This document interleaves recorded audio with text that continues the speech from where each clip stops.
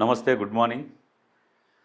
ఈరోజు వార్తల్లోని ముఖ్యాంశాలు ఏంటంటే, పాకిస్తాన్లో రైలు హైజాక్, కాల్పుల్లో 30 మంది భద్రతా సిబ్బంది మృతి, బలోచ్ మిలిటెంట్ల చెరలో 182 మంది, 80 మందిని కాపాడిన ప్రభుత్వ దళాలు, 13 మంది తీవ్రవాదుల హతం. పాకిస్తాన్లో వేర్పాటువాద బలోచ్ మిలిటెంట్లు మంగళవారం చెలరేగిపోయారు. ప్రయాణికులు రైలుపై దాడికి దిగి హైజాక్ చేశారు. 6 భద్రతా సిబ్బందిని చంపేశారు. అయితే ఈ సంఖ్య 30 దాకా ఉండొచ్చని అనధికారిక సమాచారం. మిలిటెంట్లు 182 మందిని బందీలుగా పట్టుకున్నారు. వీరిలో ఎక్కువ మంది భద్రతా సిబ్బందే ఉన్నారు. దాడి సమయంలో జాఫర్ ఎక్స్ప్రెస్లో దాదాపు 500 మంది వరకు ప్రయాణికులు ఉన్నారు. కాగా పాకిస్తాన్ భద్రతా బలగాలు అక్కడికి చేరుకొని 13 మంది మిలిటెంట్లను మట్టుబెట్టాయి. 80 మంది ప్రయాణికుల్ని సురక్షితంగా కాపాడాయి. రక్షణ చర్యలు కొనసాగుతున్నాయి.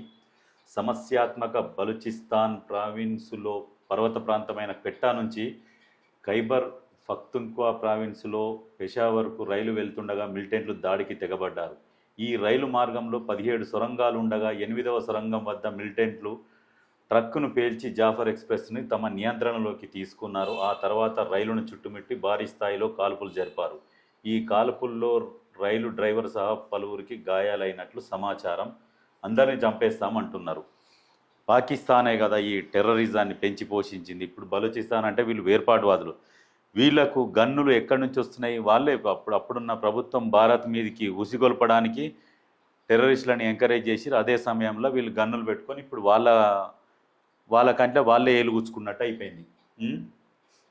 అందుకనే టెర్రరిజాన్ని పెంచి పోషిస్తే దేన్నైతే పెంచి పోషిస్తుర్రో దాని ద్వారానే హతమవుతున్నారు.